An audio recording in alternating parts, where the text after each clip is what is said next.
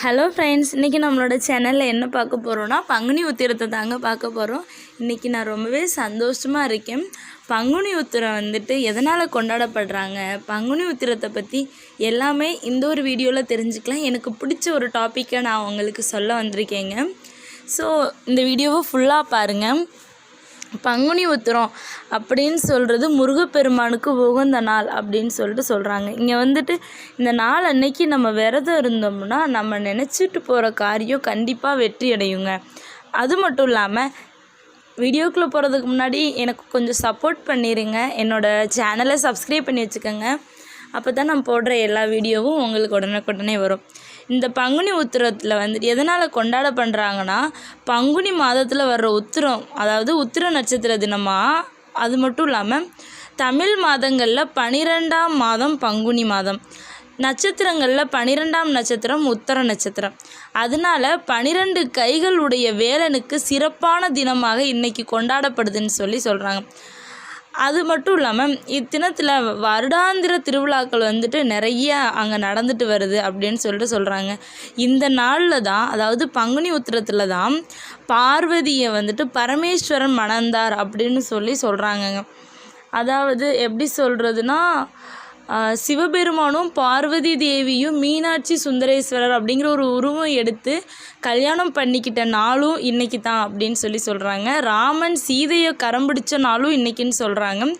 அது மட்டும் இல்லாமல் நம்ம முருகப்பெருமான் தெய்வானையை கல்யாணம் பண்ண நாளும் இன்றைக்கின்னு சொல்கிறாங்க. திருவரங்கநாதர் ஸ்ரீ ஆண்டாளை கல்யாணம் பண்ணதும் இன்றைக்கின்னு சொல்கிறாங்க. முருகப்பெருமானுக்கு உகந்த நாள்னு மட்டும் சொல்ல முடியாதுங்க. இந்த நாள் நிறைய கடவுளுங்களோட கல்யாண நாளாகவும் திகழ்ந்துட்டுருக்கு. ஸோ அதனால் கல்யாண தடை உள்ளவங்க இந்த நாளில் பங்குனி உத்திர நாளில் விரதம் இருந்து தன்னோட கல்யாணத்துக்காக விரதம் இருந்து சாமிக்கிட்ட வேண்டிக்கிட்டாங்கன்னா கண்டிப்பாக நடக்கும்னு சொல்கிறாங்க. முருகப்பெருமான்னு மட்டும் இல்லைங்க, சிவபெருமான் பார்வதி தேவி அன்னைக்கு நம்ம விரதம் இருந்து எந்த கடவுளை வேண்டிக்கிட்டாலும் நடக்கும்னு சொல்கிறாங்க. அது மட்டும் முருகப்பெருமானுக்கு இன்னும் உகந்த நாள் அப்படின்னு ஏன் சொல்கிறாங்கன்னா, அதாவது பங்குனி மாதத்தில் தான் அசுரர்கள் எல்லாமே தேவர்களை ரொம்பவே துன்புறுத்திட்டு இருந்தாங்க. அதனால் சிவபெருமானையும் பார்வதி தேவியும் வணங்கிட்டு அசுரர்களை அழிக்க போகிறப்போ தனக்கு துணையாக இருந்த வீரபாகு, அவங்களோட தளபதியான வீரபாகு தாரகாசுரனை அழிக்கும்பாரு அனுப்பி வச்சுருந்தாங்க. அது முருகப்பெருமான் சூரபத்மன் அழிக்கிற வேலைக்கு போயிட்டு இருந்தாங்க.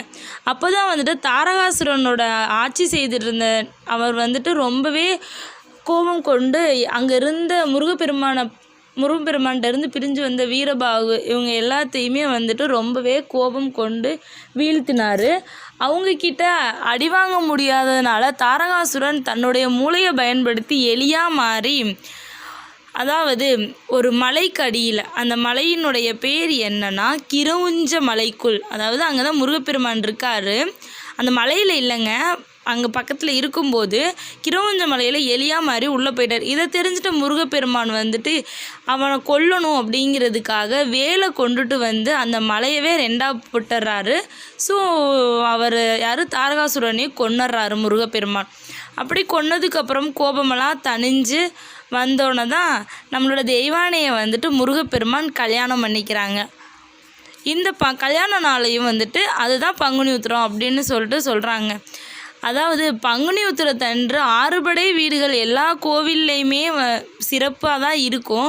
ஆனால் அதையும் தவிர்த்து ரொம்பவே பிரசித்தி பெற்று கொண்டாடப்படுறதுனா 6 படை வீடுகளான 3ஆம் படை வீடு பழனியில் அமைஞ்சிருக்க திரு ஆவினன்குடியில் இருக்கிற பழனி முருகன் கோவிலுக்கு தங்கின பங்குனி மாதத்தில் பங்குனி உத்திரம் ரொம்பவே பிரசித்தி பெற்று கொண்டாடப்படுது. அதாவது எவ்வளோதான் 6 படை வீடுகள் இருந்தாலும் இங்கே தான் ரொம்பவே பிரசித்தி பெற்று கொண்டாடப்படுது அப்படின்னு சொல்கிறாங்க. திருவிழாவும் தேரோட்டமும் ரொம்பவே சிறப்பு வாய்ந்து இருக்குங்க. நானும் திண்டுக்கல் மாவட்டம் தான், நானும் போய் பார்த்துட்டு வந்தேன். ரொம்பவே பிரசித்தி பெற்று அழகாக எல்லாமே பண்ணி வேலைப்பாடுகள் எல்லாமே நடந்துகிட்ருக்குங்க. அது மட்டும் இல்லாமல் அந்த நாள் அன்னைக்கு ஈரோடு மாவட்டத்தில் கொடுமுடிக்கு, அது மட்டும் இல்லாமல் அந்த ஊரை சுற்றி திண்டுக்கல் மாவட்டத்தை சுற்றி எங்கள் ஏரியாவை சுற்றி இருக்கிற எல்லா ஊர் மக்களும் காவிரி நதியில் போயிட்டு தீர்த்தத்தை எடுத்துகிட்டு நவபாஷணங்களால் உருவாக்கப்பட்ட முருகன் கோயிலுக்கு அந்த முருகன் சிலைக்கு செலுத்துவாங்கங்க. இது ரொம்பவே பிரசித்தி பெற்று இருக்குதுங்க. உங்கள் எல்லாருக்கும் இன்னொன்று நான் ஒன்று சொல்லிக்கிறேன். பங்குனி உத்திரத்தன்று, அதாவது ஏப்ரல் 11 பங்குனி உத்திரத்தன்று என்னோடய பிறந்த நாளுங்க. ஸோ அதனால தான் நான் ரொம்பவே சந்தோஷமாக இருக்கேன் அப்படின்னு சொல்லிட்டு சொன்னேன். எனக்கு வந்துட்டு எனக்கு முருகப்பெருமான்னா ரொம்ப பிடிக்கும்.